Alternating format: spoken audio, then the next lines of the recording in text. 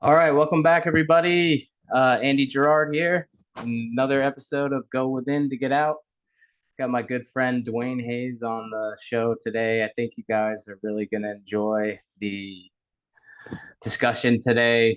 We're going to be talking about Aldous Huxley, Timothy Leary, Al Hubbard, Sidney Cohen, the 1979 MK Ultra reunion discussion that took place, and Duane is going to give us a breakdown of the who, what, where, when, and why. And we're going to go through and we're going to play it. We're going to stop the video.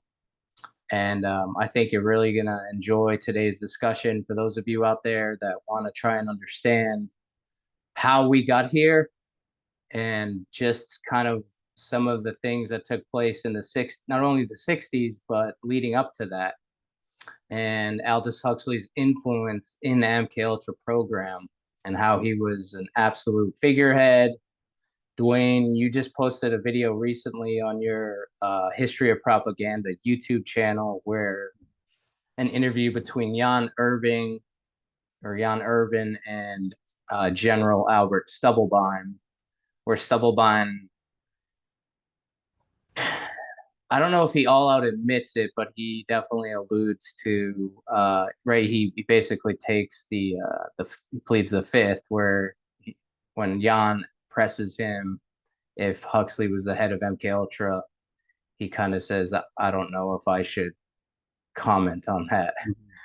Mhm. But you just posted that interesting clip of that, so we're gonna get into how important Aldous Huxley was into this whole CIA MK Ultra mind control program, and we're going to show you the reunion that they had, and Duane's gonna give us a deep dive into some of these characters and how important this is to understand because there's a lot going on right now, and I think some people need a solid place to land. And Duane's website here, I'm going to share the screen, bulletproofpub.com is just an absolute fantastic place to land for a forensic investigation into these characters. You can see the screen there, Duane. Yes, I can. Yep. Okay, so in this article, Duane took me and fellow podcaster Andy Rouse of Deep Share Podcast. Excuse me. He took us through this and Huxley's central role in um, this state of the world that we're in right now, where everything's pharmacological.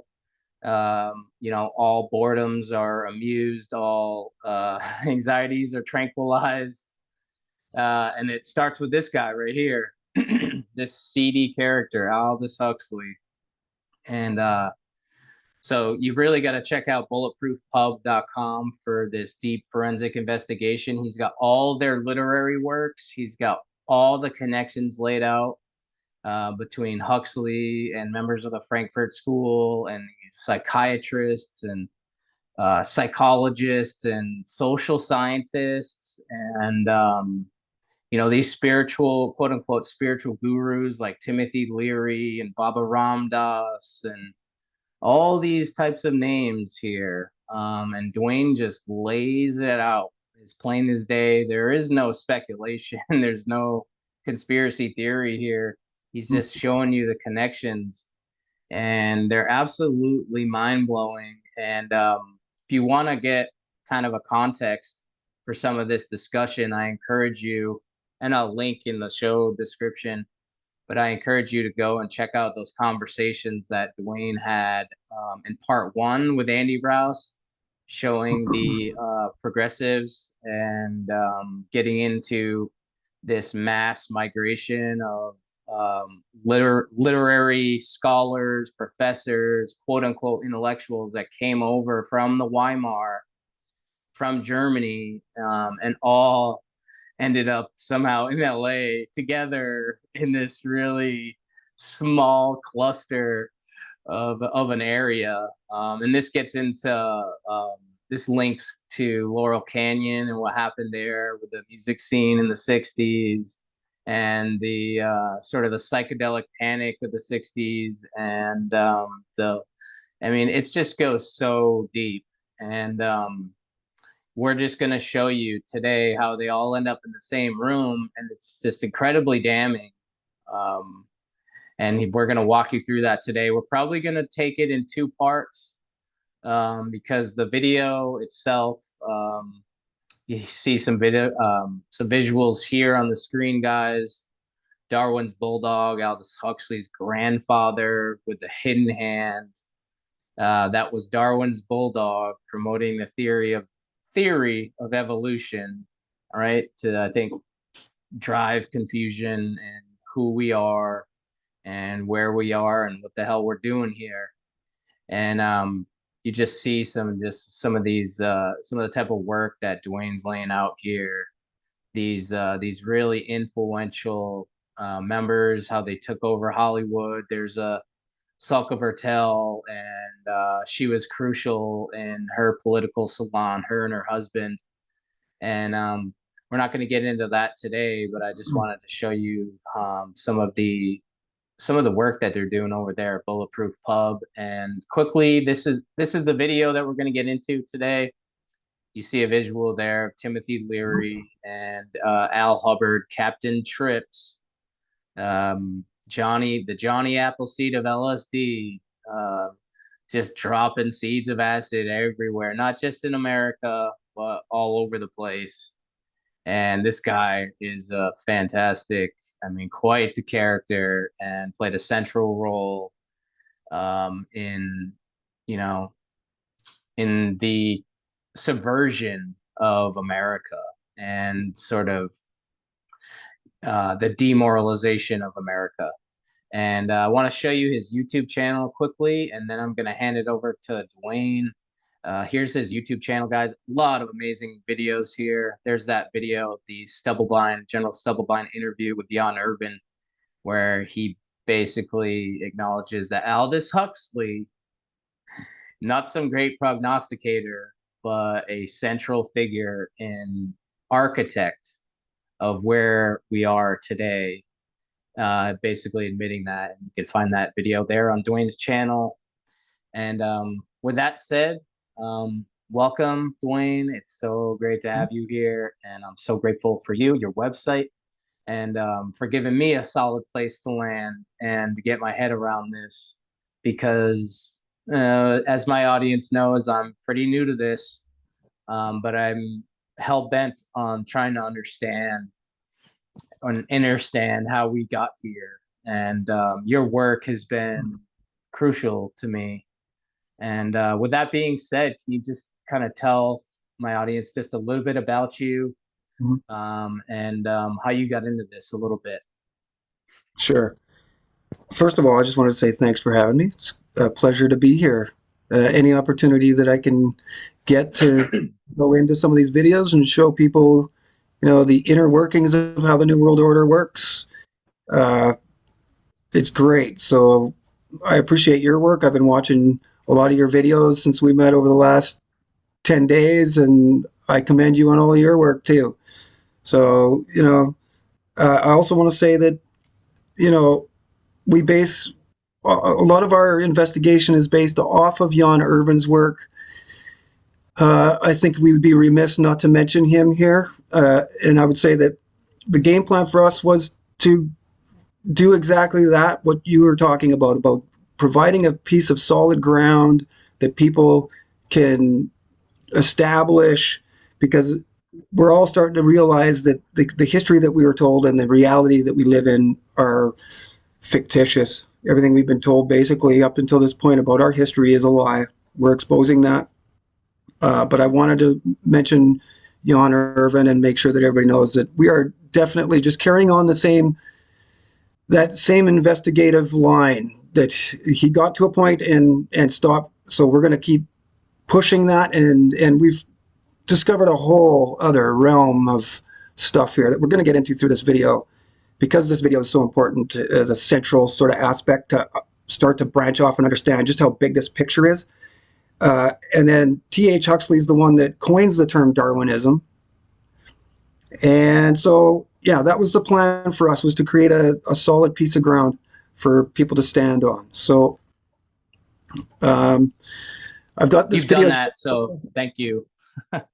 What? You've absolutely done that, Yeah, given people a safe, a good place, a solid place to land, and you have all their books, all yeah, of this it's stuff you can important. actually read here, guys. You can pick up the Doors of Perception from Aldous Huxley, his perennial philosophy. You can read Brave New World. You can read Ends and Means. You can read all of the literature that came over here from Germany and how it was a clear plan from the get-go to subvert Premeditated. Yep. Western culture and to demoralize and degrade and to introduce degeneracy on a whole new level through Mm-hmm. film, through art, through literary works, all of his blogs, his articles, they're just so in depth. And I encourage you to go to this website and spend some time there and contribute to this work too, because so many of us have different pieces to this puzzle, and Duane doesn't have the time to know and learn about everything, and neither do I. So it's got to be kind of a group effort to expose what had happened. Because in order for us to kind of chart a course forward, we can't just, or we have to understand where we came from.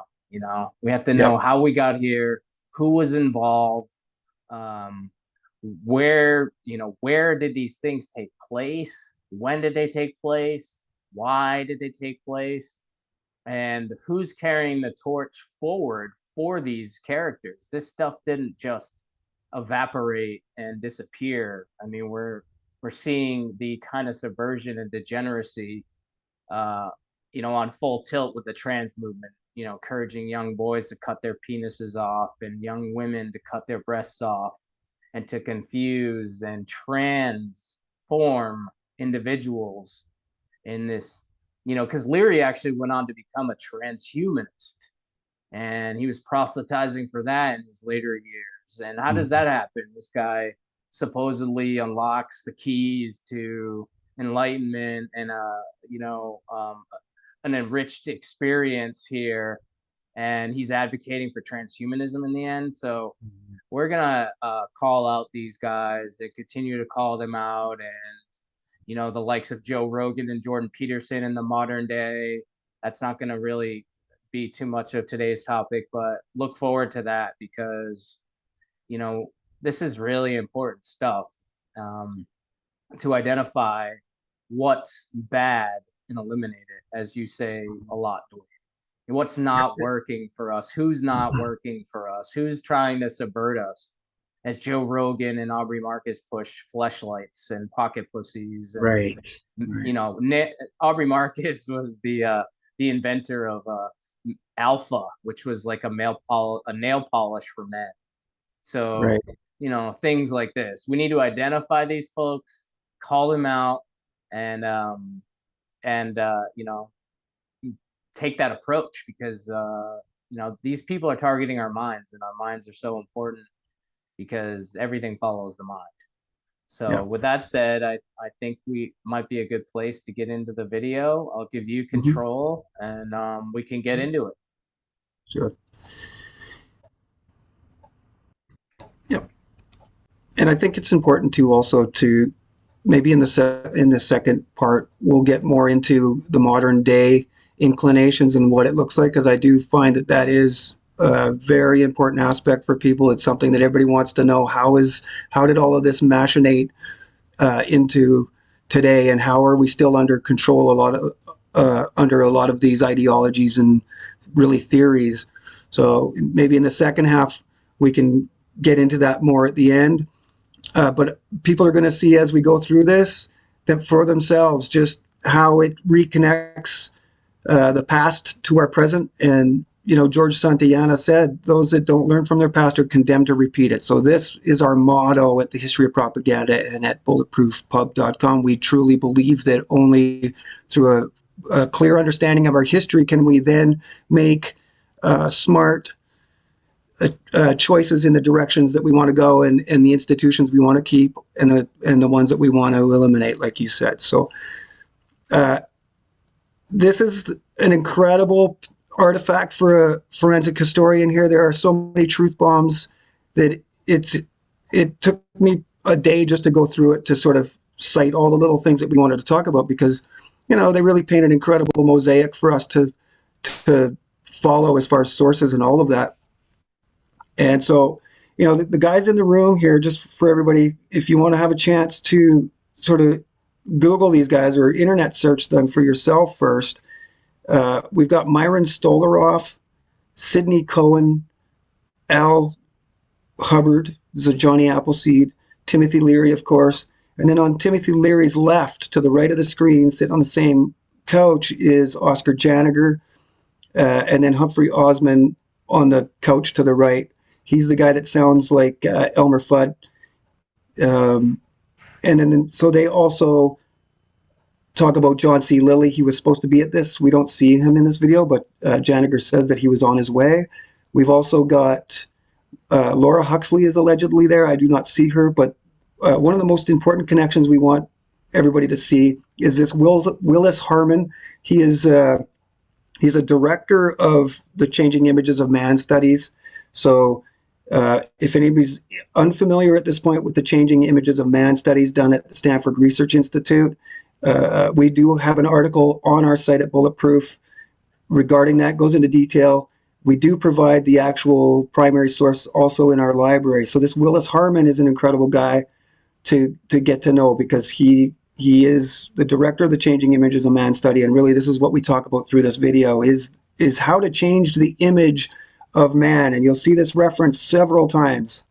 So I think we're just going to let her play, and where there's spots that I think needed to be elaborated or points that need to be sort of hashed out, I'll stop and we can talk. This is going to take a little bit. So if this is the first time that you're watching this or listening to this, it's probably best if you go first to watch this on your own all the way through, one or two times at least, because for Andy and I, this is the fourth or fifth viewing, and we're going to get into deep subjects here that,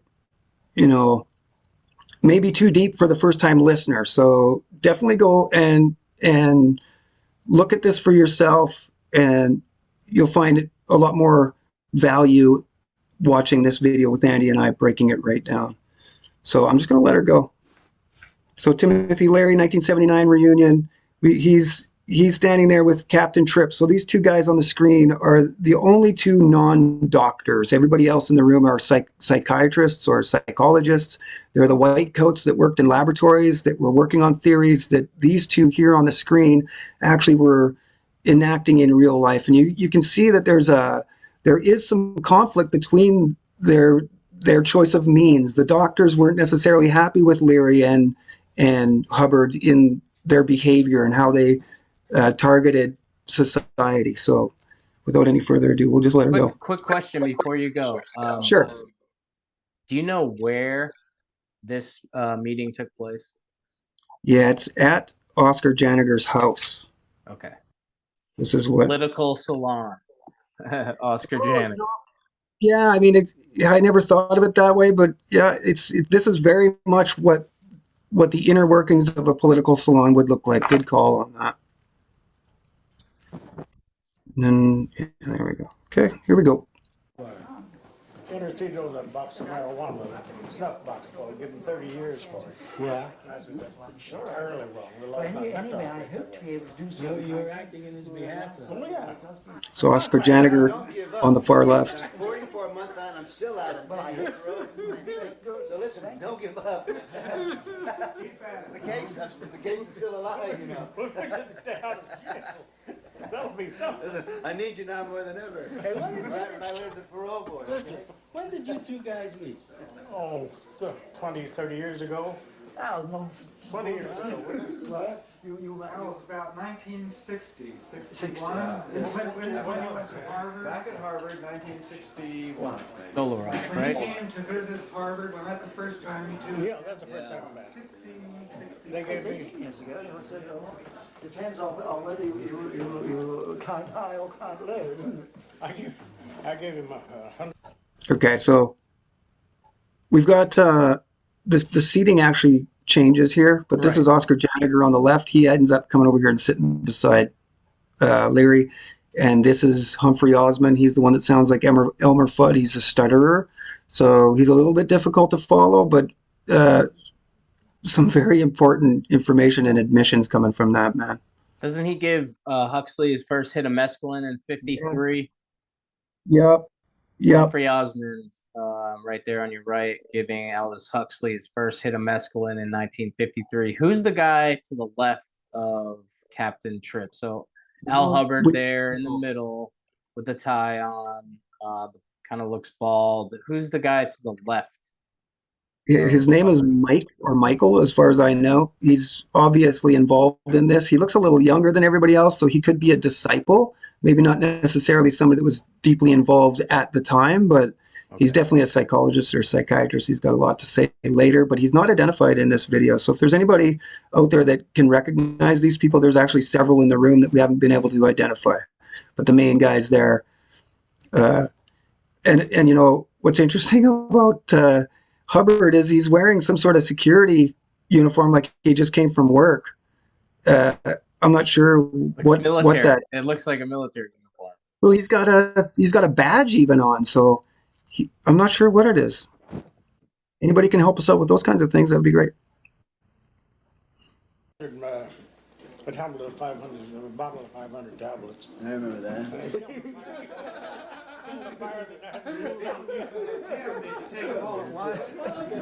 So that's Sidney Cohen with the cup of tea or coffee sitting down. Didn't you say that you introduced Tim to CO2? Yeah, so that's right. That's right. He dragged us all around Boston with these tanks, and we had people loading in the tanks, and he had us all strapped with the. Well, it's still the best stuff. Oh, it's fantastic. Yeah. Never go to a Hardly wait to get it again. Businessman's always do that.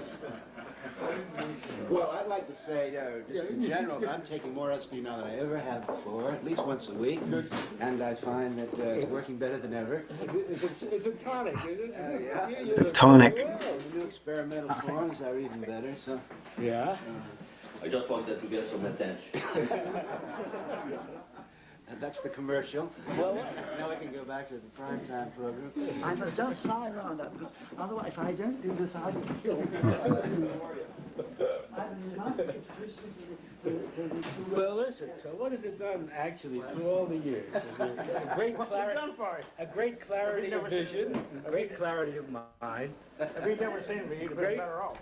Great perception. Oh, well. So Oscar Janiger here is about to ask a question that really fills up the rest of the hour.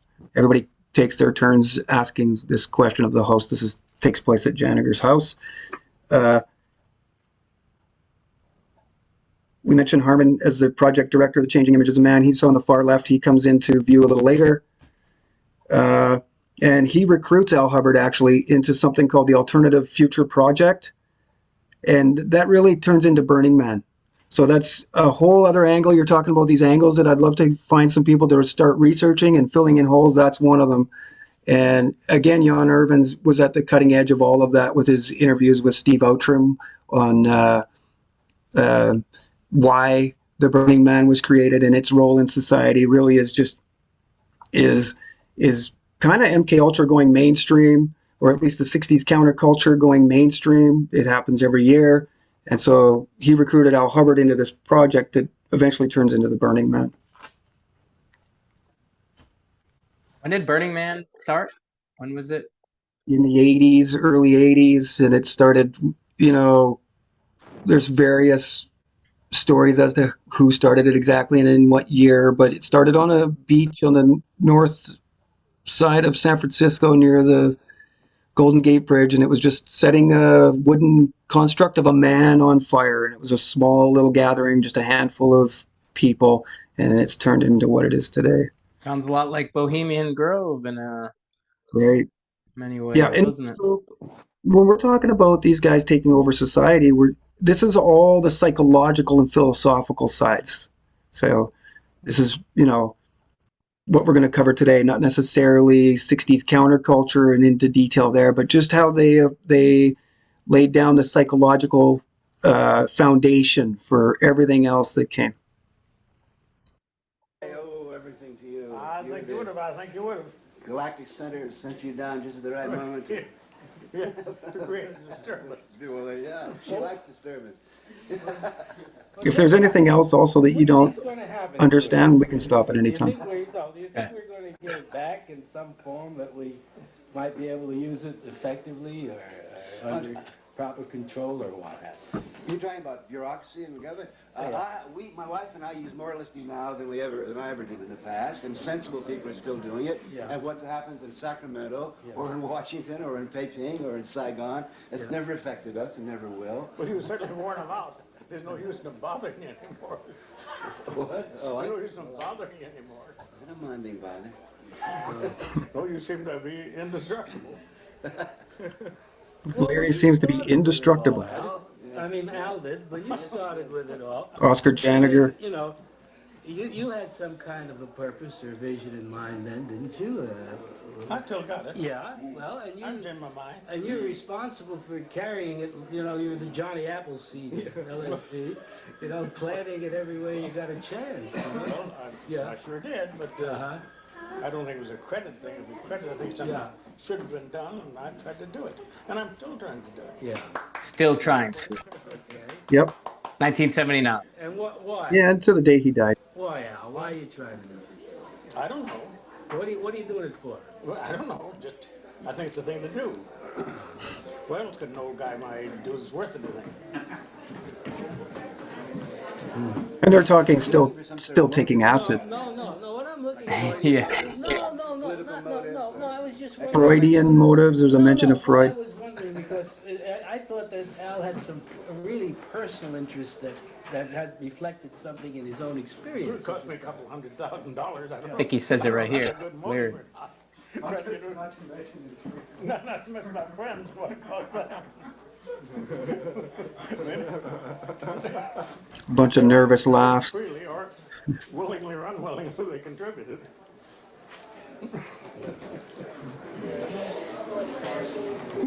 Talk about the differences between implicit and complicit. So they're. I don't know, just keep on doing it. Just to keep on waking people up, let them see themselves for what they are. I think old Carter could stand a good dose of it. And maybe Brown at the Pentagon, Turner to do him a world of good. Come sit in here, Hubbard. Oh, yeah, I'll pop that in while you come out. Okay, so that's Humphrey Osmond sitting down now.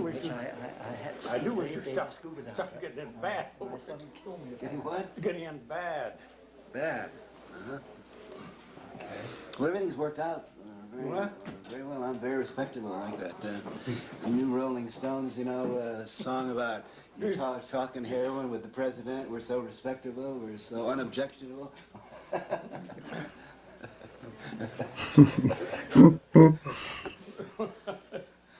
Nobody's bothering me. Are they bothering you? Don't bother. Nothing bothers me. I don't see anyone in this couch that looks being bothered. Now, that's interesting because here they are, a half generation later after the work that they have done, and nobody feels any regret as far as I can see here.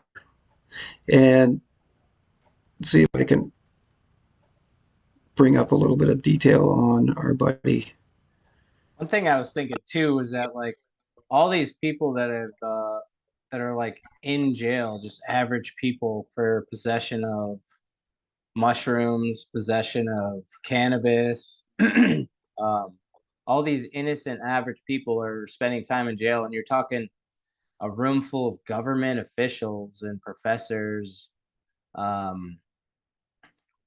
doing acid, right? Which was illegal, quote unquote. and they're responsible. The CIA. It's not even controversial to say the CIA is responsible for flooding America with LSD and these harmful illegal substances. And these people are not only able to go on doing this, but they're able to go on doing it and influencing an entire culture, society. And the average person is, in jail for cannabis possession or psilocybin. Thousands, tens of thousands, probably hundreds of thousands of people in 79. So keep that in mind here as we go along too. The hypocrisy that takes place throughout these circles and with these substances, it's mind blowing. Yes, and so here we are.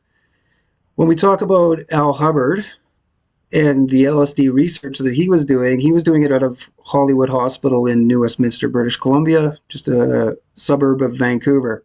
So here's the room that he was actually doing these experiments in. You can see a patient laying on the floor here, or on the couch. And this is the hospital famous for treating Cary Grant through LSD. You can see that this website has all of the necessary credentials, provenance. And Hubbard's a key guy in the distribution of LSD, in the promotion of it all. And he's working out of Vancouver, New Westminster. And as far as we can see, he's working for at least a couple governments.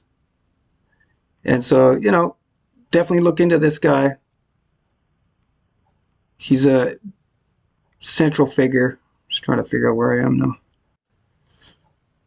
Crucial figure, Al Hubbard. Yep. The Johnny Apple. Yeah. If something gets on my back, I get it all.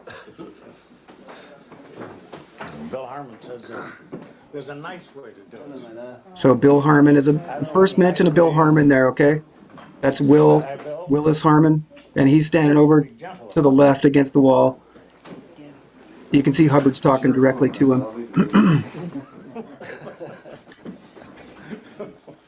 Well, I'm very gentle. We just remember the first time we met, which was in Cambridge, on the night of the Kennedy election.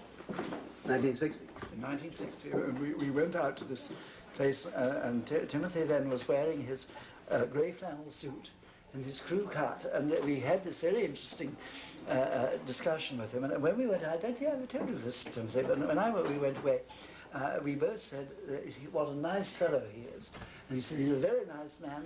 And Okay, so this is a conversation being had between Osmond and Aldous Huxley after they meet Timothy Leary at Harvard on the night of JFK's election. Aldous said it's very, very nice to think this is work's going to be done at Harvard. It should be so good for it. And then I said to him, I think he's a very nice fellow too, but don't you think that he's just a little bit square? Aldous said, you may well be right. He said, but after all, isn't that what we want? Okay, so for those that couldn't understand what he was saying there, that's a conversation happening between him and Aldous Huxley, talking about meeting Timothy Leary, and Osmond saying that he is a little square, but Huxley saying that isn't that what we are looking for? Kind of reminds me of like the Morrison transformation, like to go from a military kid, square cut, to icon, which is what happened with Timothy Leary. Yep, absolutely. Very similar trajectory there. Around the same time frame too.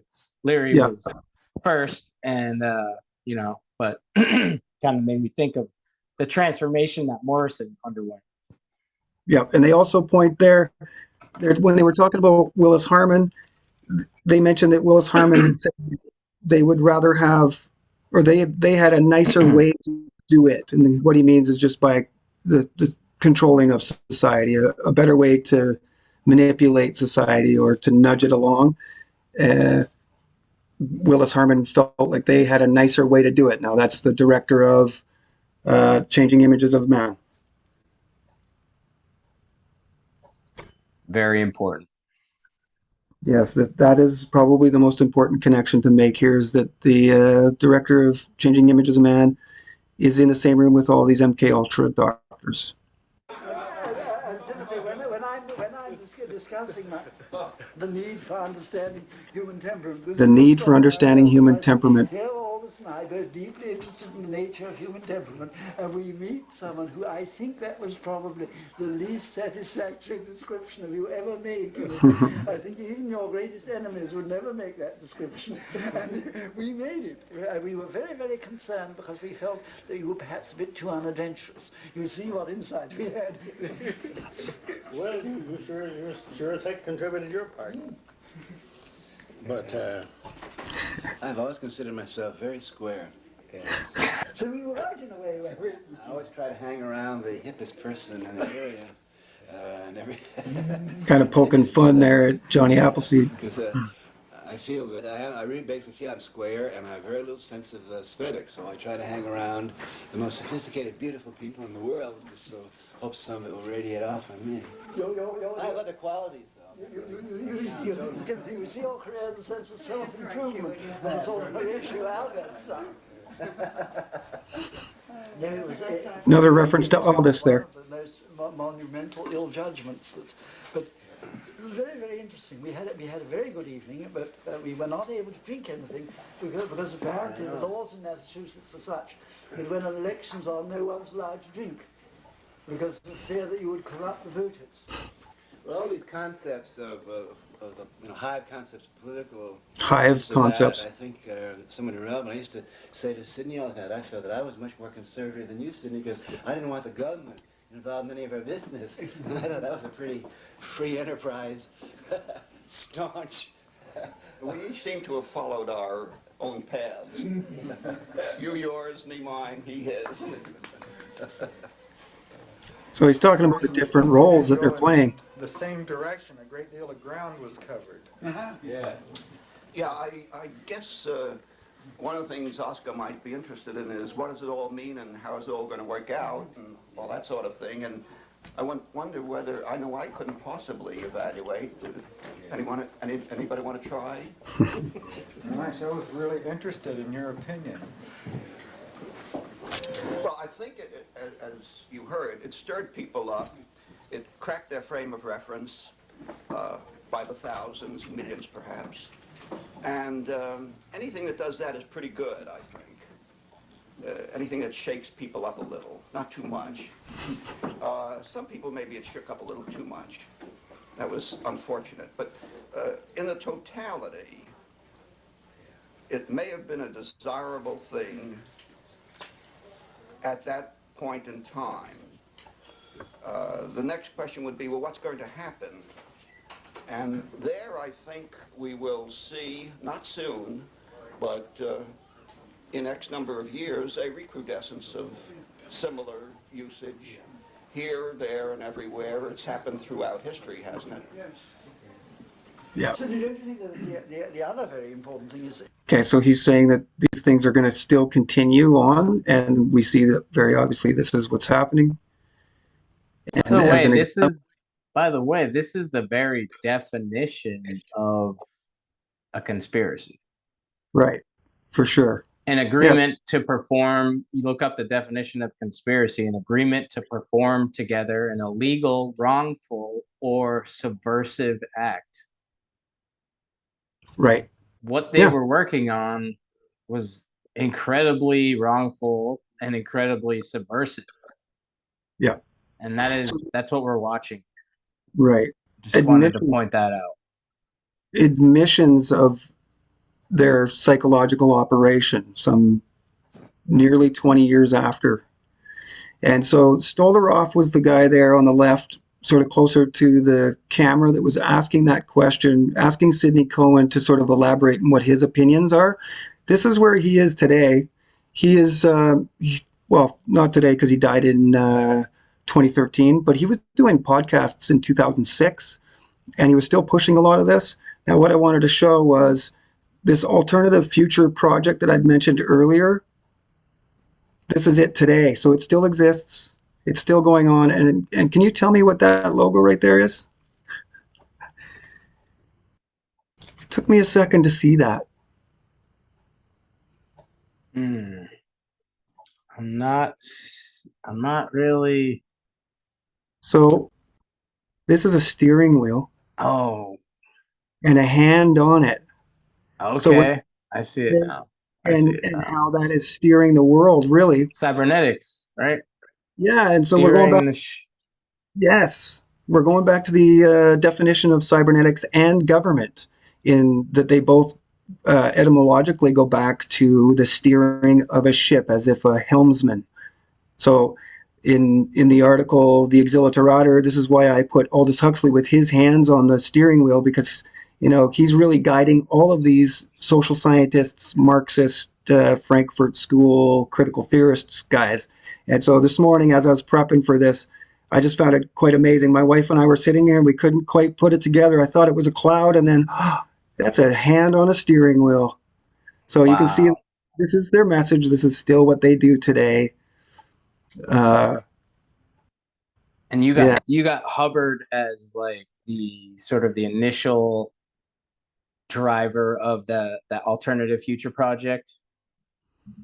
Yeah, well, he's recruited by one of these guys, and so a little bit of research this morning couldn't really come up with much other than it still exists and it's still moving forward. Wow. So Yep, that's what we want to be able to identify, and that's an amazing find. right. So if we've got a problem with what they did, then that organization that exists today, we need to probably go protest outside of it, or bring light to its negative effects on society and rid ourselves of these kinds of things. They're all social science research institutes. So I would say in general, all of those need to go, because those stem from out of this Frankfurt School Marxist critical theory thought. The being critical of Western life, it all goes back to Marx and all of these people that were critical of capitalism. It's the actual time this has happened. To begin with, as you point out, it's very good for people to be shaken up a certain amount. So far, on the whole, our ways of shaking ourselves up have usually to have real cataclysms. I mean, for instance, the Iranians are being shaken up at the moment. It would appear that many of them might prefer not to be in this kind of way, because the difficulty with having the great cataclysms is that you end up worse than you began.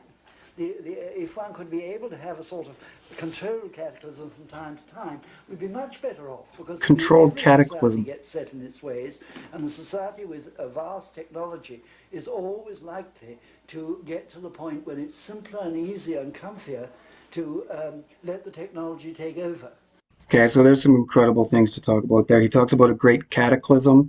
So when we talk about 9/11 and the sort of foreshadowing that was happening in the Foreign Affairs magazine, this is what they called it.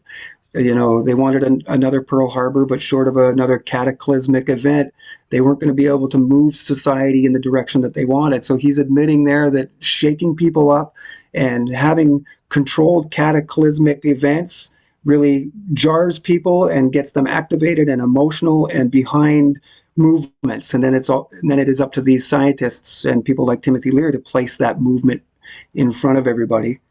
And the last thing that he says there before I paused it is, society with a vast technology is always likely to get to a point to let the technology take over. So this is where we really... How important is that now, today, 44 years later, and we... Yep. And the technology brings us the ability to connect and come together and expose this stuff. However, it's also being used to control our movements, as we see in the social credit systems of China that are being rolled out and brought to the Western world now. Wow, that is crazy what he just said there. Yeah, and so this is again back to technology. He says here next, when we start to play, that a lot of people see technology as an idol. So this is one of the common denominators in all of our work that we like to point out, that technology in and of itself isn't necessarily dangerous. It's who gets to control it or how we get to use it in society.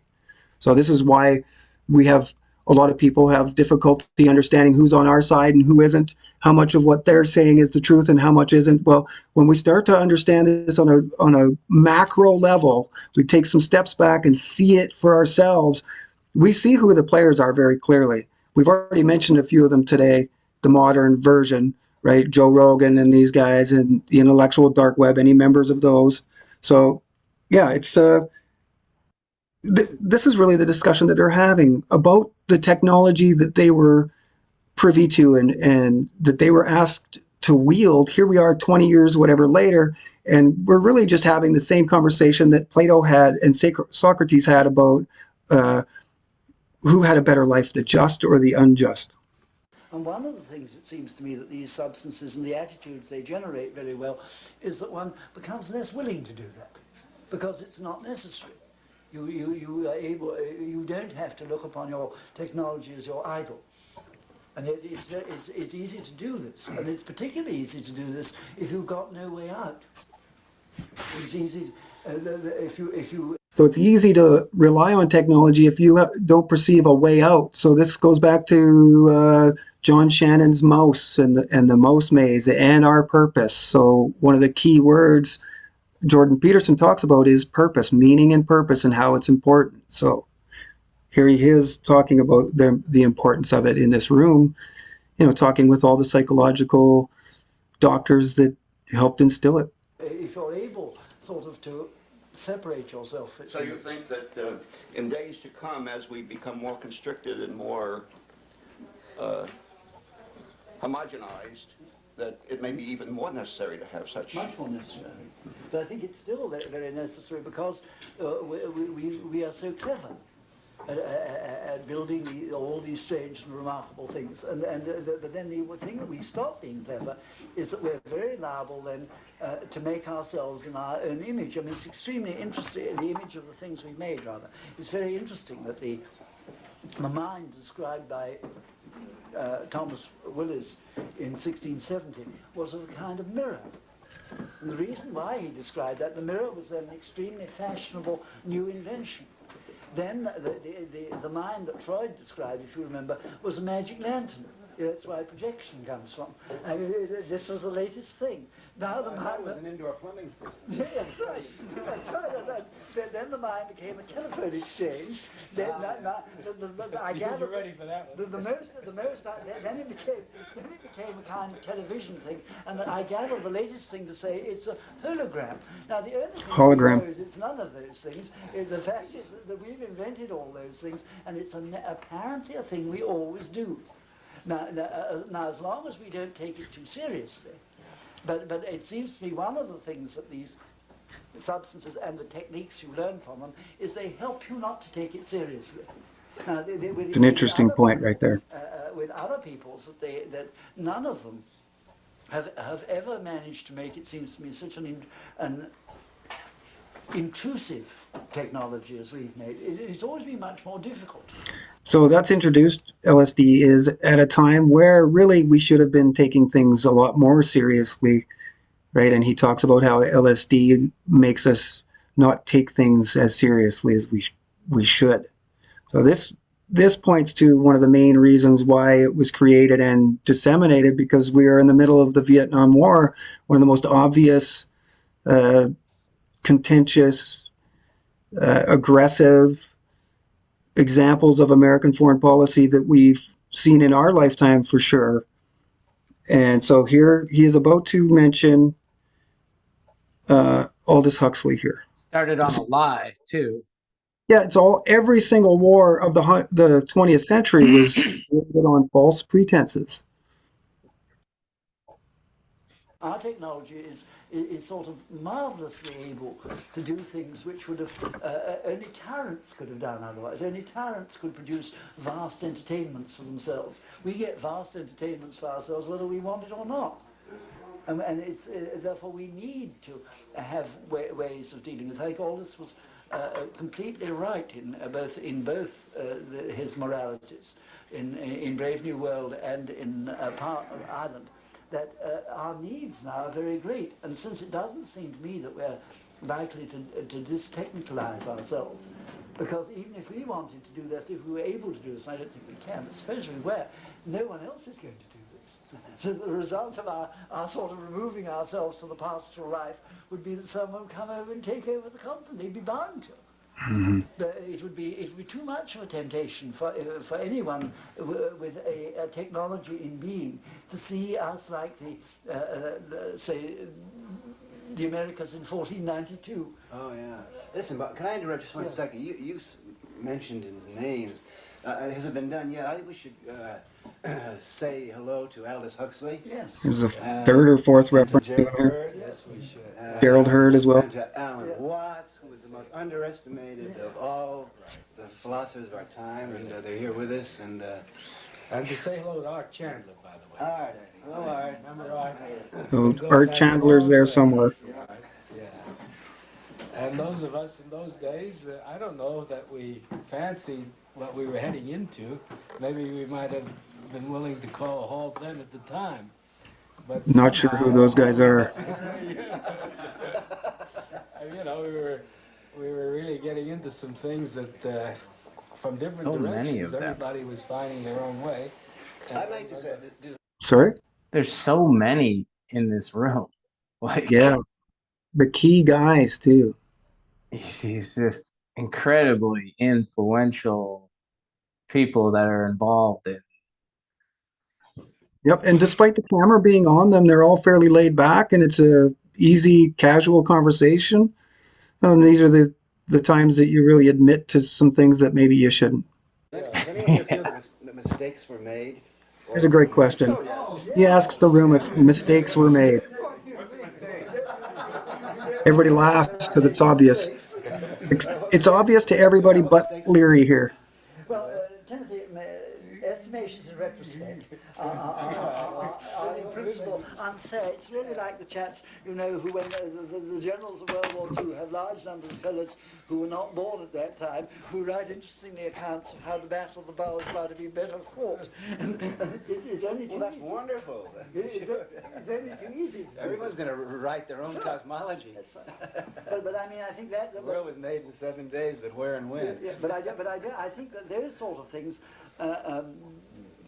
one could, I don't have to say mistakes, what I say, you could have seen other ways of doing it. My God, quantum physics now tells us that in any second it can go in how many different ways? Yeah.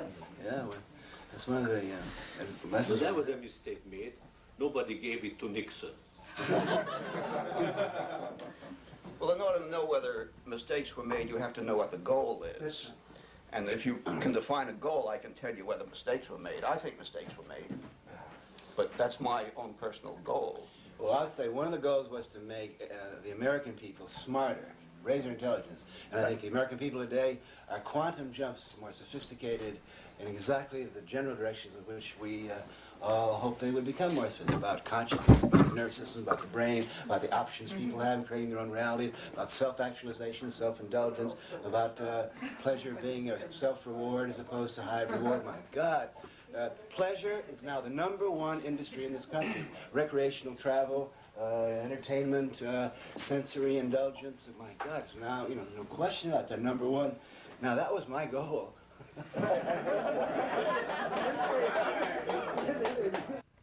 Okay, so there he is admitting that pleasure is the #1 industry in the world, and that was his goal.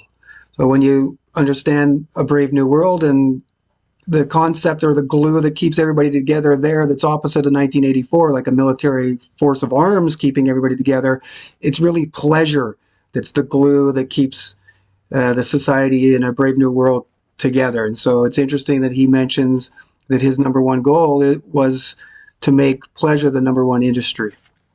That is literally Huxley speaking right there, just as they just gave credit and called him out and acknowledged him there. As Humphrey Osmond referenced him a few times, it's pretty obvious that it's, you know, turning on, tuning in, and dropping out isn't isn't just about dropping out of society so they can't fight wars anymore, which is kind of how they framed it, right?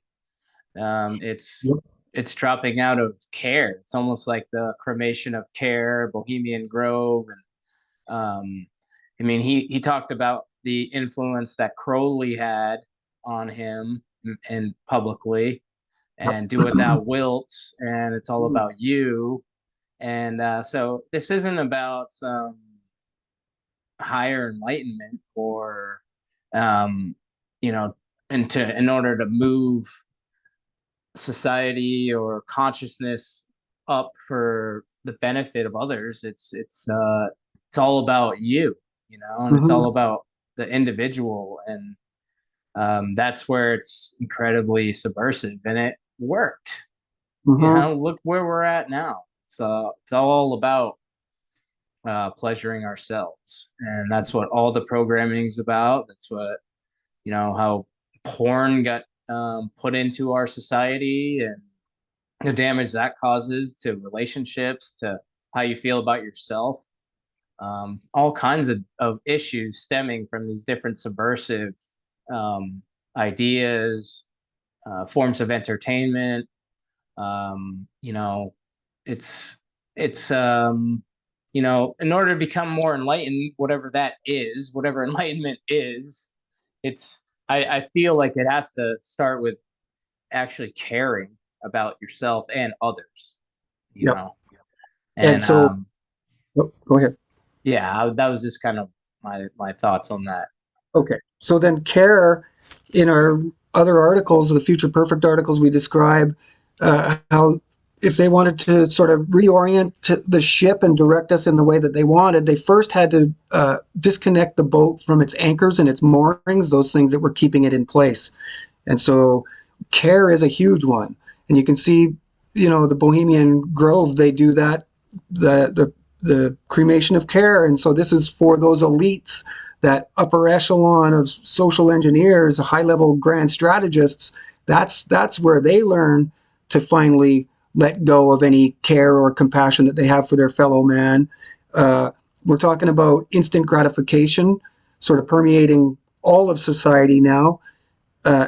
Things being sold on how we feel rather than, is it applicable to our lives?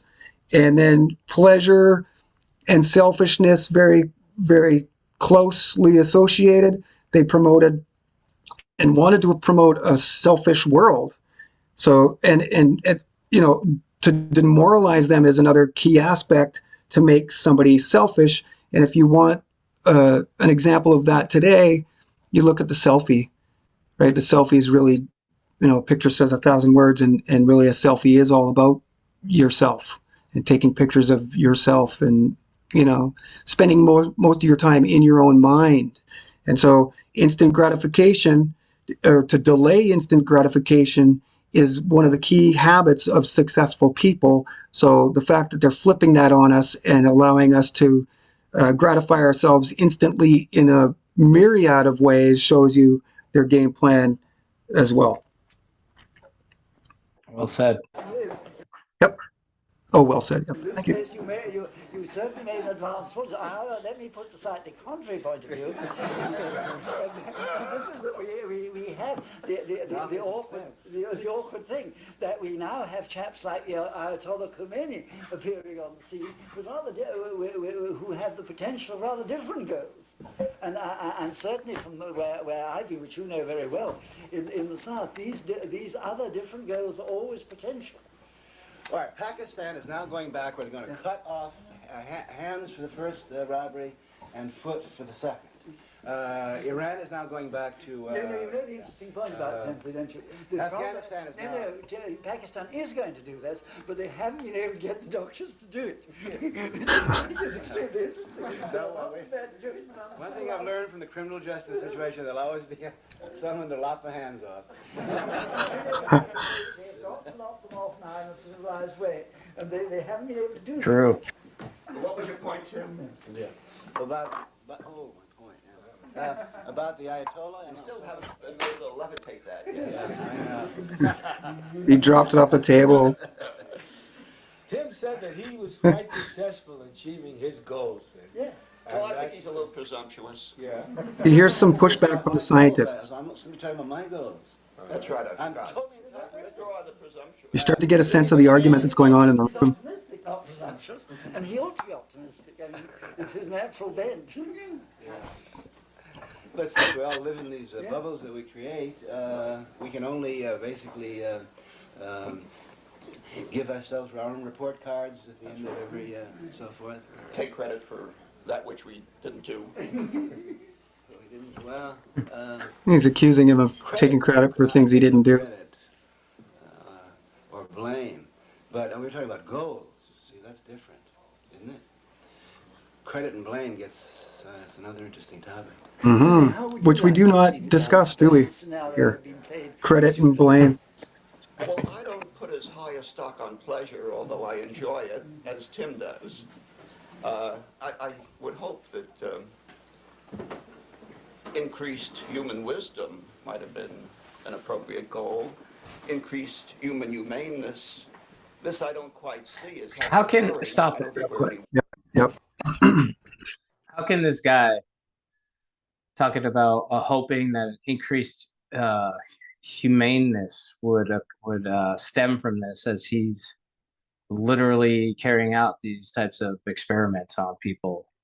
You know, depatterning, psychic driving, putting people to sleep for 83 days and playing tapes to them upwards of 250,000 times. There was one victim that came out of the McGill University, the Allen Memorial Institute. Peter Logie, I think, was his name. I forget, I could be wrong on the name, but he was talking about how they were playing a tape, like it had a speaker underneath his pillow. He was put in this sleep-induced coma, and they were playing a tape that was saying, "You killed your mother. You killed your mother," and it just kept saying that over and over and over and over and over again. And he finally got out, you know, and he was a complete shell of himself, a complete vegetable. Goes home and his mother's there. He's confused. I thought you were dead. You know, this guy's talking about increased humaneness. I mean, the gaslighting here. Yeah. You know, he's not being honest about his goals and intentions. I mean, Nope. Come on. Like No, that's a living, breathing man who went in for like a leg infection or something, and they said that he was making it up. Yep. Right. And then they did that to him. You know, Yeah. you and Cameron there at Allen Memorial Institute, the head of the World Psychiatric Association. Yes. Yeah. So I actually have a citation showing the Canadian government on their own website admitting to all of that and providing the amounts that they compensated some of those families for. yeah. So Sidney Not Cohen. hard to find. Not hard to find. No, it's right all there. Yeah. And so, you know, increased human intelligence, increased humanness is what he says. And so, you know, we could be probably looking into the noble lie that many of these people were told. They admit several times through here that they may not have necessarily known the whole big picture then. They were just sort of compartmentalized. It was a military psychological operation, so that's very understandable.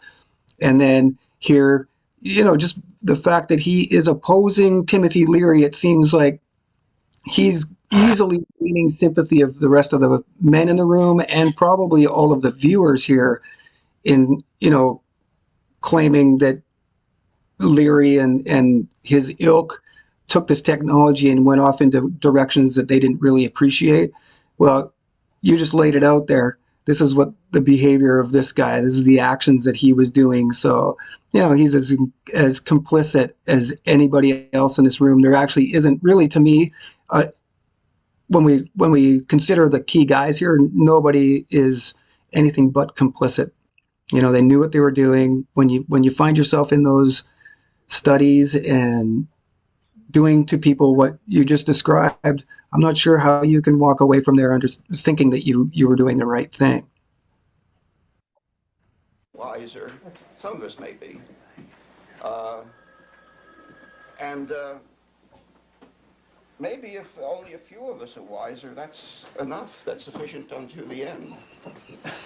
At this point, I would like to apologize to you, Sidney. You were right in most of our debates when you were insisting upon Uh, I want a copy of that. yeah. Why do you say that? Well, because you were insisting upon more scientific rigor, and you were emphasizing intelligence, where I was emphasizing consciousness.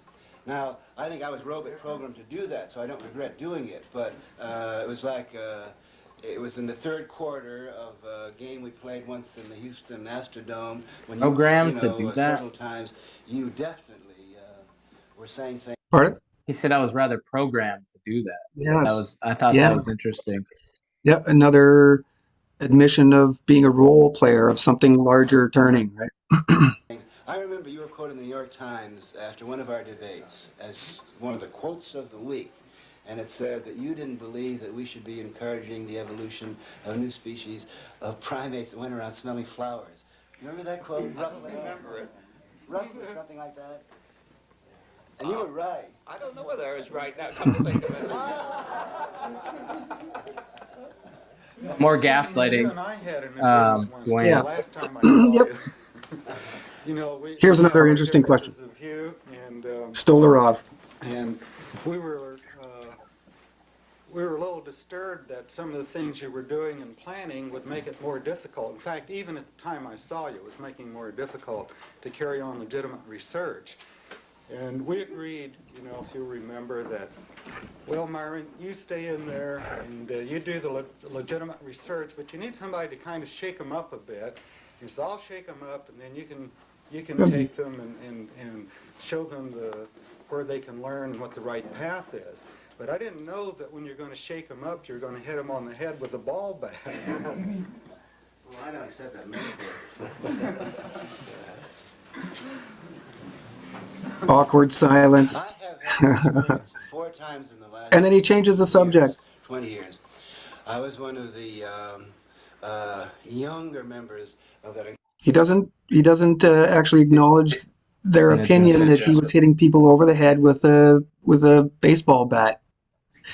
And so that's coming from Stolarov, who's a clinician. He's a social science guy that wouldn't have been out into the public eye. He's doing all of this work behind closed doors, but they're still watching what's happening in real time on television, in the newspapers, and they're seeing Timothy Leary out there as part of their team, filling his role as what he calls a flanker, like a flanker on a rugby team or a soccer team. He was just filling his role, being out there, being adventurous.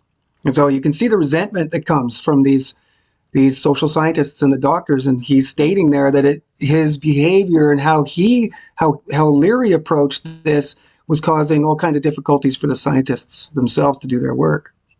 Yeah, and then they'd have to kind of come in and do damage control and try and figure out too what the hell just happened to some of these people.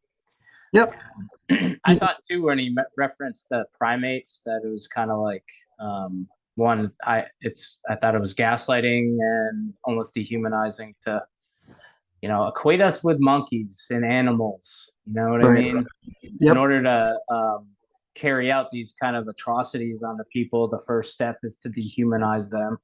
And how brilliant of a dehumanization program that we opened there with Huxley's T.H.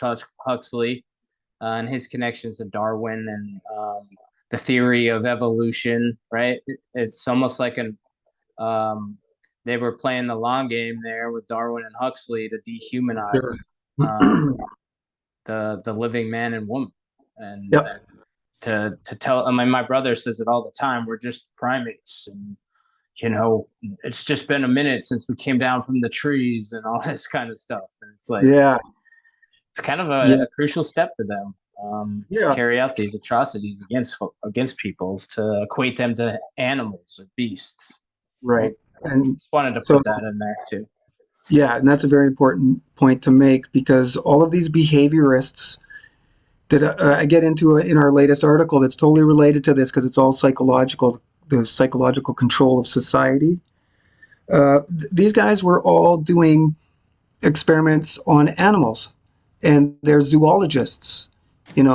From Kinsey to B.F. Skinner to Watson to Thorndike. These are like the Mount Rushmores of psychological manipulation, and they're all doing studies on animals and then equating those Horrific, studies that they did studies on about animals to humans. Because we're ruled essentially in the same way as animals in our search for food or pleasure or whatever it may be. They definitely made connections between the insects too. Kinsey was a insectologist or whatever you officially call it, but yeah, he was making connections between even insects and humans and then applying that science that they found on humans and finding success in it. Incredible revolution led by Benjamin Spock, Abraham Maslow, Carl Reich. Okay, I got to stop there again because he mentions Benjamin Stark. Now he's a direct connection back to Wundtian psychology. Wilhelm Wundt is middle of the 19th century, the first real psychologist. He opens the first psychological laboratory at Leipzig University in Germany the same year that William James does the same at Harvard. You can see a total link there. And Wundt is really, this is where our whole American psychological industry comes from, Wundt. So the first dozen or so names, and I go into this in our latest article, Dawn of the New Age, this is the first PhDs ever given to Americans. And each one of these guys goes over to Germany, studies at Leipzig, at Heidelberg, and other universities to learn separate aspects of theory and philosophy. They received their PhDs under Wilhelm Wundt. There's some deeper familial connections when you follow that back, but we're not really ready to reveal that yet, so we're going to stop there as far as Wilhelm Wundt goes. But what the important message for everybody to know is that American psychology comes from Wundt and his Wundtian disciples. There's at least a dozen of them, and I would say that there's probably 3 dozen of them in total that get their PhDs under Wundt. They learn physiological psychology, which is what they termed it there. So the measuring of things, this is like structuralism. They measured this back then. They used to measure your brain, and if the bigger the brain was, they thought that was a sign of intelligence. So this is really the rudimentary, the crude beginnings of trying to understanding. And they all come over to major American universities. It's in our latest article, all of them, and open up psychological laboratories. They are all editors and founders of new magazines and journals, like the Journal Quarterly and things like this, so that they can. We've talked about this before. The 2 aspects of propaganda. One has to be an institution, and the other one has to be an information. So you can see them building the brick and mortar institutions where they're going to do this physical experimentation, the research, and then apply it. But then they also are responsible for creating the magazines, the quarterlies that are distributed throughout that industry all around America, so that they're really creating this fake consensus, and they're establishing a science that really can't be legitimized.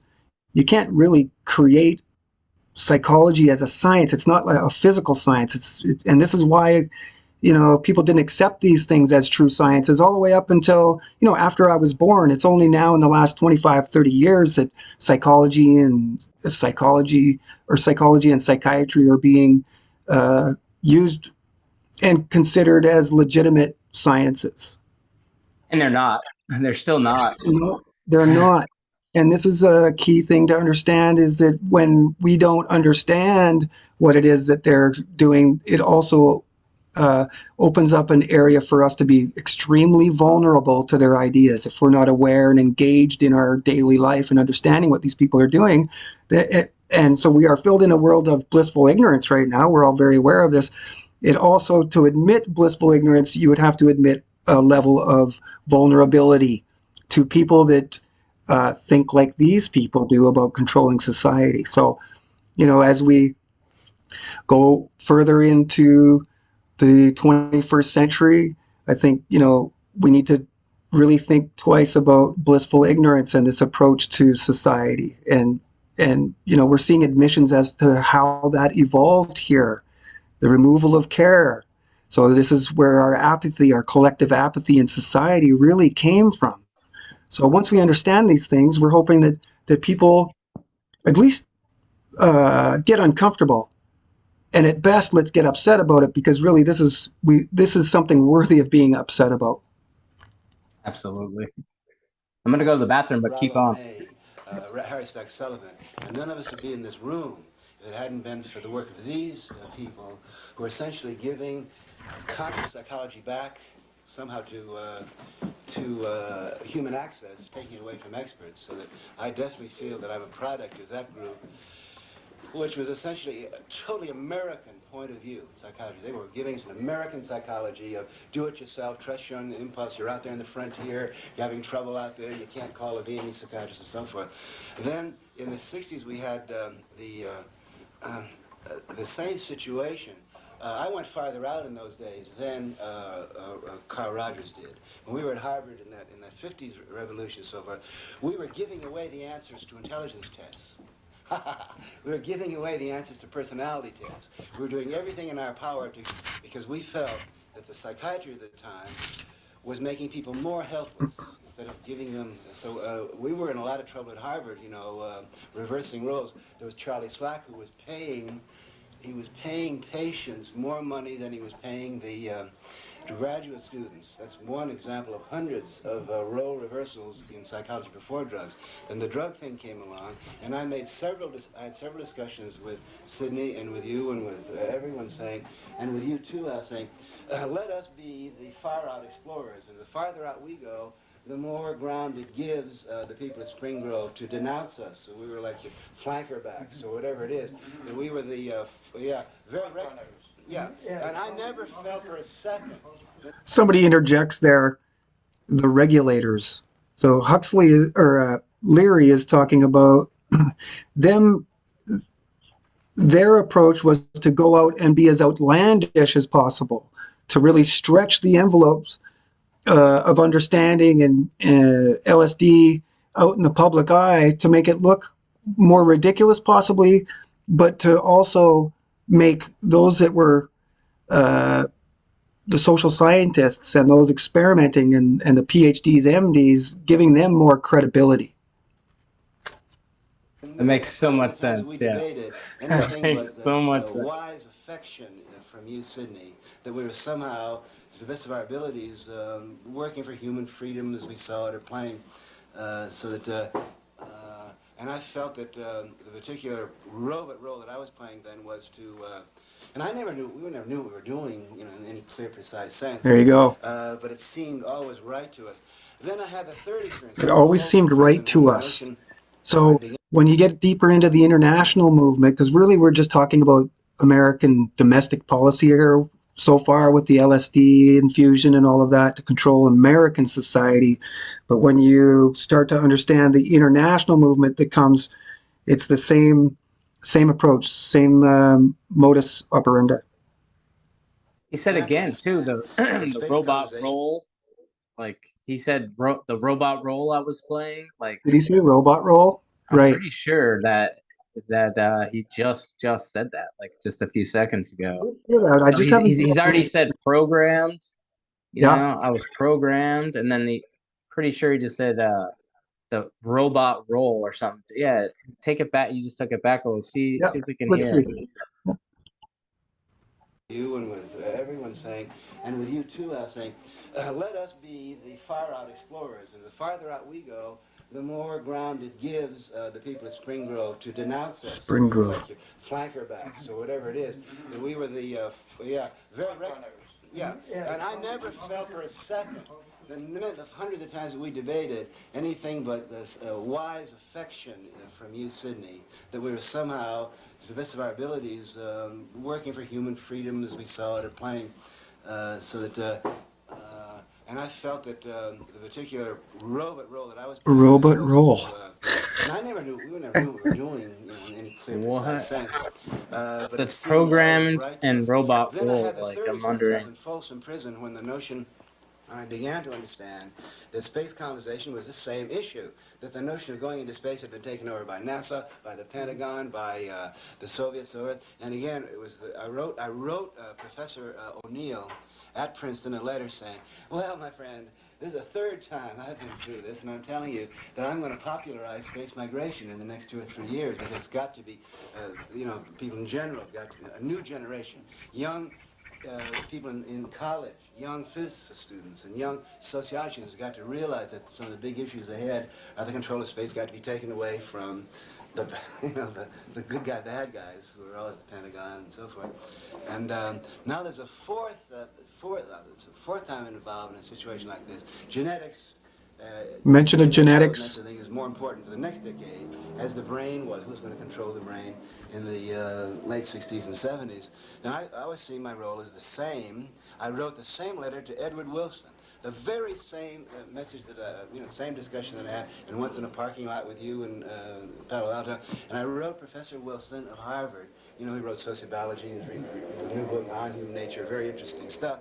I said, look, this is the fourth time. I'm going to do everything in my power to popularize the DNA code, Gaia, wisdom, egg intelligence, genetics, genetic cast, structural cast. Very interesting. I'm going to take it too far. It's going to be radical sociobiology. But I'm not interested in persuading the full professors, the full scientists. I'm going to be talking to the undergraduates and to the high school students, and I'm going to be outrageous, and I'm going to suggest the possibilities of genetic research, so that in 5 or 10 years, when they will have had their PhDs and their MDs and so forth, they'll, you know, because it always happens, it's called neoteny, you always have to send a message to the sexually active pre-adults, and then they will figure out what's right and what's good from all that, and then they'll go ahead and perform it for the functions of society that I have the next generation. Okay, so Targeting the young. Targeting the young. Right? Sexually active pre-adults. And so that was really Leary and Hubbard's role, was to target that specific demographic, and they get into that, the ways that they do that here in a second. Now, if everybody's been keeping up with our research and read the 2 Future Perfects, you understand now that genetics, the science of genetics has been thrown into question in the same way that the theory of evolution or the theory of relativity has, because Gregory Bateson's father, William Bateson, is the one that really popularizes genetics, and not just genetics, but the Mendelian, Gregor Mendel's version of genetics. And so we're starting to see a lot of contradiction in how that was created. William Bateson's son, Gregory Bateson, who is named after Gregor Mendel, is one of the founders of cybernetics in the 50s with the Macy conferences, which are also mentioned in here. Yeah, genetics. Yeah, that's a huge one, especially today. They're always saying, "Oh, it's hereditary," right? Like something like an example would be something like an alcoholism, right? Or it's not that you have a chance of being addicted, becoming an alcoholic yourself, because it's passed on through your genes. It's because of the environment that you grow up in, you know, Right. and it makes a whole lot more sense. It's kind of the Occam's razor, right? The easy explanation. You become a product of your environment. There's no a genetic passing down of these traits. It's all related to our environment. There's so much that is so important to our development as individuals, the environment that we grow up in, and the types of behaviors, and Right. how our parents act, and how people treat us, and all these kinds of things. This genetic, as you said, there's so many holes that are being poked in this genetic field of research, and I just wanted to bring that up as kind of a quick example of something that, you know, because I was, you know, my story with drug addiction and stuff. When I went into recovery, I was being told that it was like in my brain, that it was a brain disease, and that it was hereditary, you know, and addictions in my family, and it's a chemical imbalance in your brain, and that's like what psychiatry is basically founded on, is this premise or idea, presupposition that there's a chemical imbalance in your brain, and there's not a single test that they can run that proves any of these things, these chemical imbalances in the brain, and then they just medicate the shit out of you, as you and I talked about at length, in my journey. It's like I was addicted to one drug, and then I go to get help for that, and they give me all these other drugs, and then I become addicted to those. And what that was doing to my brain, I'll never truly know, but it made a hell of an attempt to shut down the normal functions of my brain,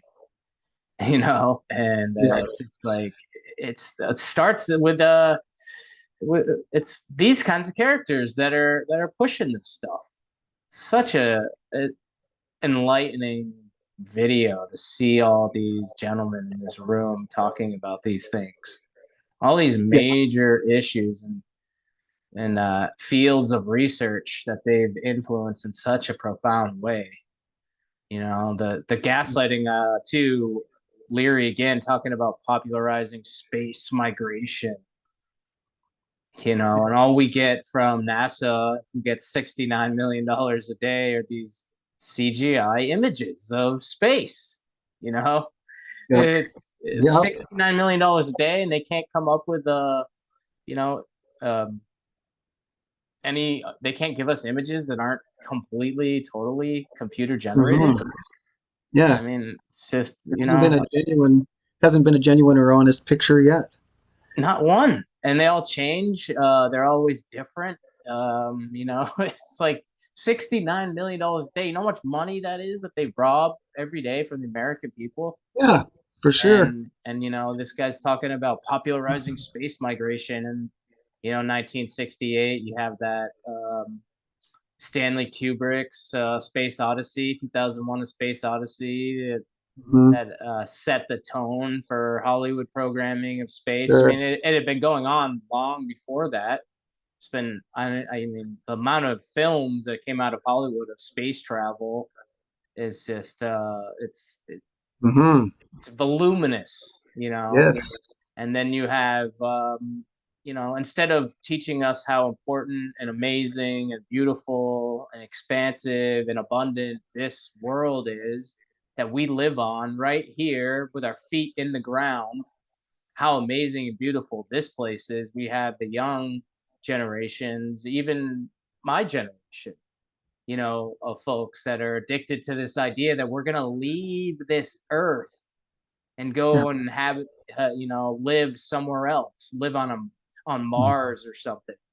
And it's just, that one upsets me because it's like popularizing space migration with this guy who's, had 600 plus LSD trips or whatever he claims to have had. And, this total gaslighting, narcissistic, egomaniac Timothy Leary talking of, the ego doesn't exist here. Yeah, okay. It's a dissolution of the ego. That's what the whole psychedelic experience is. This is how they describe it. And where was the dissolving of his ego? I never saw it.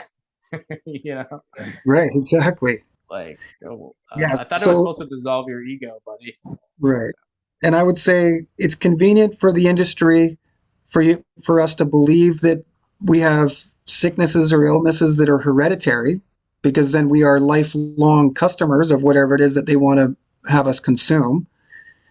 And then Huxley admitting that in the 60s, his goal was to control the brain, and the human mind was really his goal. And then later in life, it was biology that he was looking to promote. So that should in itself cast a big shadow on the entire industry of biology. It should really make somebody curious enough to go investigate the origins, which is what we did. And we found that just by looking at the origins of it, biology in the way that we've been taught is definitely not standing on solid ground, for sure. So that I see it all as an incredible loving hookup of people playing different roles. And I've never complained or never explained that I know of about being mistreated. Have I? Never. I don't think so. And I just wish, I hope that we all understand that we've all been playing parts that have been assigned to us, and there's no good guy, bad guy, or more credit or blame or whatever. There it is again. So he's pointing Parts assigned to us. There it is again. That's like a third or fourth time. Yep. Playing roles. Yep.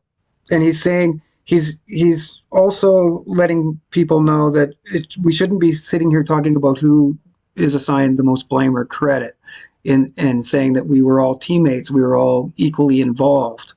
So very interesting admission there. Yes. What Gerald Hurd would have said, you were on the cutting edge of things, and that's probably where you belong. By the way, Tim, I don't think I ever congratulated you on writing one of the escape books. I don't know if everyone here has read Timothy's his escape book. It's one of the very good escape books. It was Bantams rather foolishly, I think, over-publicized and didn't get the thing going the right way. I think what he's talking about here is Leary's escape from Mexico. I'm something of an aficionado of escape stories, and it's one of the very, very good ones. Not as good as Papillon. Not as good as Papillon. Oh, yes. It wasn't about his escape from prison? Yeah, I think, but that was in Mexico. I'm not fairly sure, but yeah. Papillon gives you the feeling that it was being written for a movie. Unfortunately, yours hasn't been made into a movie, but it's a very good one. Well, I tried to sell the rights before the escape, but Hollywood wasn't ready. Well, I suppose that would be the best possible move. The movie coming out before you escape. When the weathermen came up in a car after I escaped, I knew it was the weathermen, and I turned and they had false passports, they had false clothes. I said, "Didn't you videotape this, you fools?" He's talking about meeting the weatherman. That's the underground that got him out of the U.S., Yeah. right? Yeah. He went on the run. It's a great tribute to Oscar. How would you like to have seen it go? And I want to know how Al would have liked to have seen it go, because I think that what we're in here, one has a sort of a temperamental network or grid system in which people were seeing the same thing through somewhat different lenses. Well, I think we need people like Tim and Al. They're absolutely necessary to get way out, too far out, in fact. Too far out, in In fact. order to move things around. Yes. And we need people like you to be reflective about it and to study it. And little by little, a slight movement is made in the totality. So, you know, I can't think of how it could have worked out otherwise. I must confess that when I studied LSD, and then I heard that it was getting out on the streets, I said, this will never sell. It's too intense.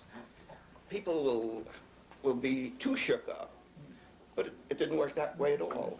I'm not quite sure I know why, but apparently people were able to sustain it, this intense response. So my record as a prophet is about one down. Well, and aren't you right, though, if you take a longer range view, because from what I know, maybe I'm not well enough informed, but it's not a popular street drug anymore the way it once was. I think a fair number of people are still taking LSD, don't you think? Yeah, but the stuff on the street, you can't call that LSD. That's not LSD. Oh, wait a minute. Oh, wait a minute. Al, perhaps you have... Pardon? Dude, I just thought that was funny. Like, oh, wait a minute. Yeah. Kind of been assiduous now in getting the good stuff. You see there's people on the stairwell. There's many people in this room. 4,000 bottles of it to begin with. Yes. I've never. You're in the position of a man with an excellent cellar who isn't going around looking at the new things because I never told you. You're not looking at the recent vintages to see how they're coming along. Well, do you think the hippie movement would have come about without LSD or had its impact? I think that'd be a totally different impact, wouldn't it? What? It'd be a totally different impact. I don't think, and it would be much less.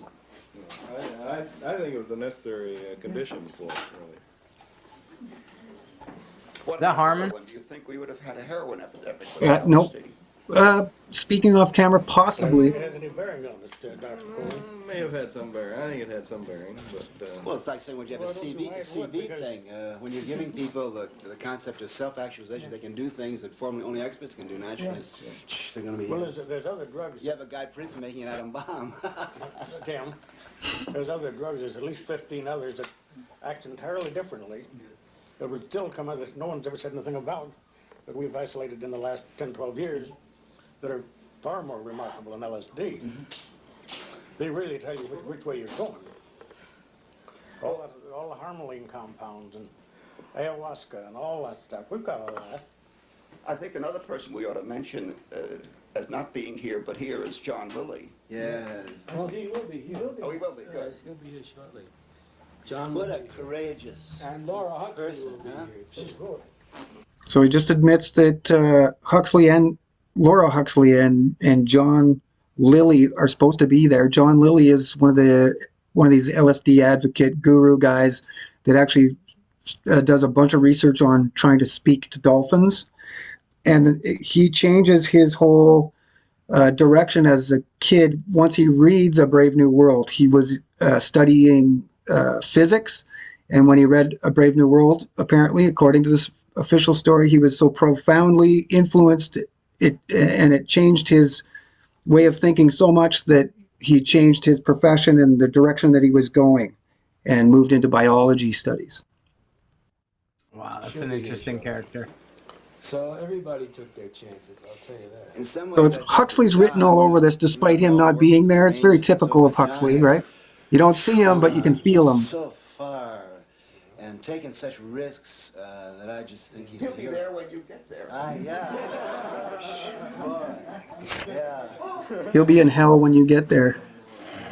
You know, Tim, I think everybody took risks in their own way, you know. Oh, I and know. not just flying around in the stratosphere one. Now, Oscar Janiger is also the cousin of Allen Ginsberg, But there were people who were really working in areas that were the indefatigable Zionist that they mention here. very awesome to them, and trying to integrate that and still move along and do what they had to do. And I think people like Art Chandler and so on, and Bill McLaughlin, and Ron Siegel, and others I look around the room, have had you know, to walk out on a very, very long, narrow plank too and look around. And Very long, in their narrow way, plank. I think brought back some very good things, you know. I think, you know, it's an interesting thing, too. As you go around the country, I'm sure you all have this experience. You talk to middle-aged, fairly respectable people in Tucson, Arizona, and they say, this is where the acid thing really happened. Tucson. In San Francisco, this is where it really happened. The Lower East Side, you know, they say that's where it really happened. And no one has ever really told the story what was going on in Los Angeles during those years. I think much more was done down here. There was a much wider range. There were more doctors involved. There were more scientists We involved. had Gerald and Aldous. Yes, right, yeah. And Ivan. Okay, so he's about to mention the experimentation going on in Los Angeles. They mention Gerald Hurd and Huxley there. Okay, and we're at, what, 35 minutes? Somewhere in here we should probably stop, but I want to just let this comment of Leary continue here to finish his thoughts on the importance of Los Angeles in this whole scheme. Then, of course, it was part of the coolness of the Los Angeles cell, whatever you want to call it, that they kept a, you kept a... Well, you might not call it a cell. Let's call it a cluster. Right? Instead of calling it a cell, In Los Angeles, let's call it a cluster. About, and yet they did more in a very laid-back way. And it's never been as public as some of the other, Yeah. you know, the buses running around the country paying Yeah, and big then load. Zimberg Mention of Ken Kesey, Merry experience Pranksters. and all the things he was doing at Harvard, and the others his residents and the rest that he was giving LSD to, they never had a visionary or an ecstatic or a mystic experience, but the whole thing was a California invention, he said. And he said, and the only time it ever happened was when you crossed the Colorado River. You know, I'm reading John Mark. Well, Says that the CIA turned us all on, you know. Well, that was Stanford's idea, too. I'd like to get your opinion of what started it. Was it Aldous Huxley's Dose of Perception? Was it Tim Leary? What made the mass use of psychedelics come on, would you say? Well, notice we have to mention the name of Ken Kesey, and of course Allen Ginsberg was an indefatigable Zionist politician for drugs, and he doesn't mention that Janiger and Ginsberg are cousins there. Interesting. And Gordon Watson. Gordon Watson. Never underestimate the effect of that wonderful, respectable far-out mind. Yes. In Life magazine, there is a banker, Morgan.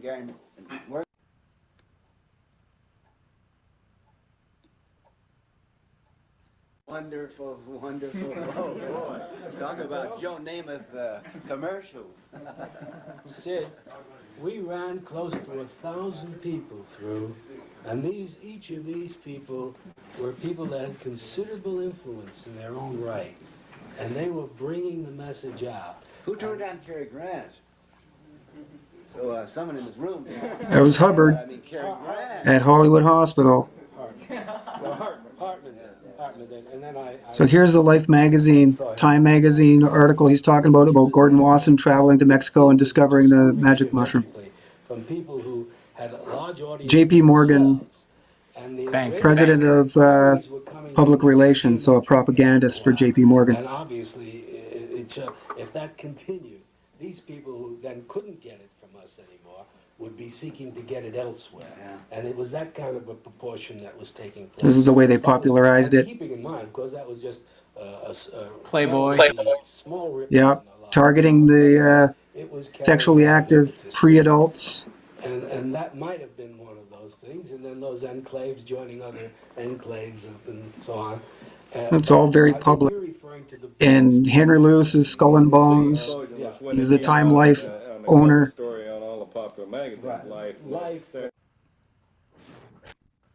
Yeah, I think maybe we should pick up on the on Henry Luce and let's maybe that would be a good place to stop it. Yes. Of course it was. And we'll pick up with this thread on the Life magazine and how how they were able to spread it throughout popular culture and target the youth. And I think that would maybe be a good place to begin the part 2. Yeah. Is with that, where he was, maybe we could start it again there with the how important LA was, because yes, let's do that. Where we're taught to believe that it was like San Francisco, right? Haight-Ashbury, not the counterculture kind of, the flower power child, the flower movement kind of started there. But as you and I know, LA was probably more important than anything in terms of kicking off this whole counterculture craze of the 60s. Mm-hmm. So I think that'll be a good place to get started with Life magazine, LA, and Henry Luce. And I think we could start the next episode, the part 2 there. That was great breakdown. There's so much to talk about there. We could probably do a lot on that. But yeah, I hope you guys enjoyed that. In closing, do you want to add anything? No, I think that the focus on Los Angeles, this area, it's a trend-setting sort of deal, is very important for their whole scheme to happen. So yeah, I would say that it's a great idea to start this again at the beginning of those Los Angeles comments, and maybe before part 2 comes out, we can do a little bit of research and find some more receipts and primary sources to help people along.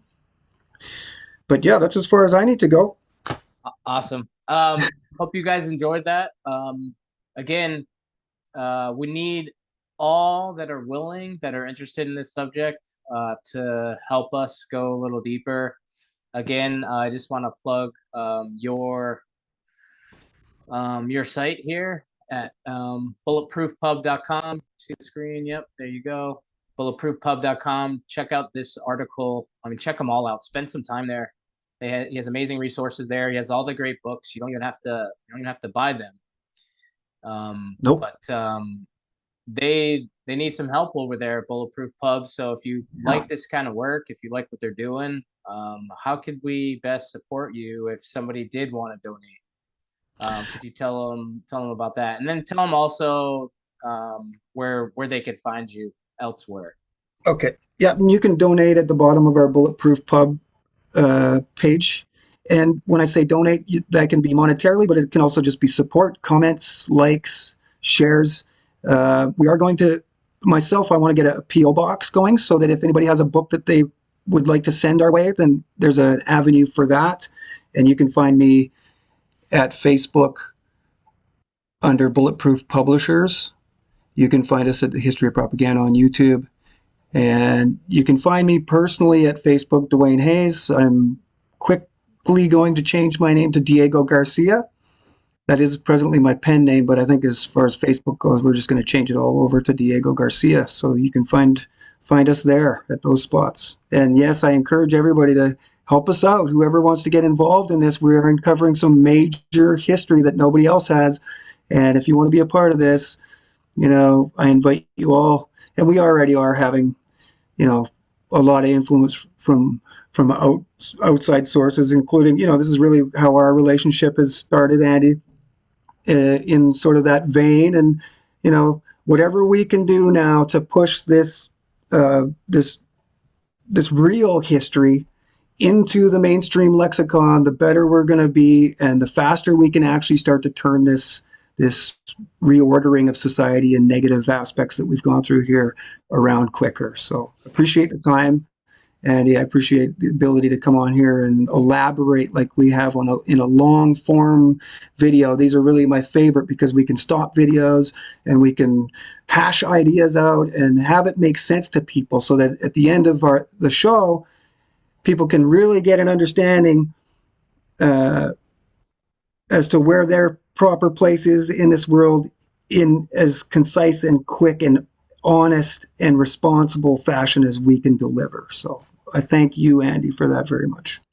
Absolutely. And in closing, just want to remind all of you guys out there that you're beautiful, you're amazing, your mind is so capable and powerful to endure. It is capable of healing itself as well if you just kind of get the toxins out of the way.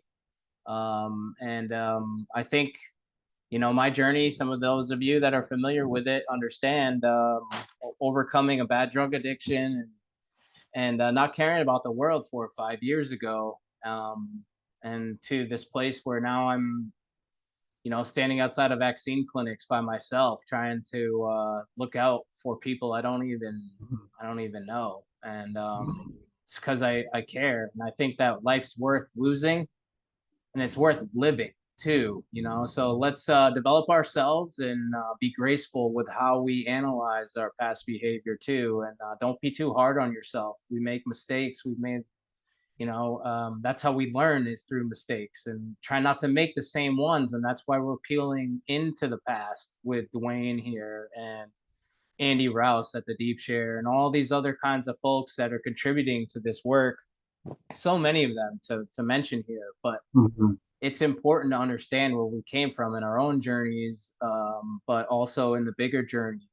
How do we secure freedom and a place where children can actually develop, and they're not told that they can't travel outside of their 15-minute city or their country or wherever. Our children should have more freedom than we have.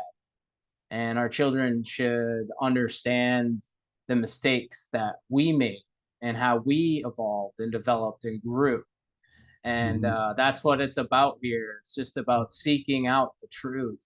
And it's not like we're planting some flag, you know, but this forensic style of investigation with receipts and words from themselves, these people themselves admitting, I mean, these are damning admissions, these kind of connections. Just the fact that these people are in this room together is damning enough. I mean, the fact that they're all gathering in 1979 now with the damage of the 60s and the Vietnam conflict and everything in the wake, you know, and all that brought us. It's really damning to see these people gathering and just meeting and talking about these things, admitting these things. So turn inside, guys. Let's work on developing ourselves, because as Duane's pointed out before, you know, Jordan Peterson getting it correct, you know, the perfect antidote to a tyrannical government is a well-developed individual. And even Aldous Huxley has put a great emphasis on developing of the self and self-help being an answer to tyranny. And for someone that was likely the head of the CIA's MKUltra program and an incredibly important architect in designing this system, we should take those words and run with it. And Duane's doing it. He's doing this amazing research. He's growing food. He has a small farm. He's developing himself, and I encourage you all to take steps in that direction. It's not easy to make big changes, but try to make changes, you know, one at a time, little by little, and hopefully we can change this thing. Duane, it's been a pleasure. Well said, brother. Really grateful for you and your time, and we'll see you guys in part 2 coming up. We'll figure it out. We'll get it out there, and see you guys in the next one. It was awesome. Thank you. See you guys. See you later.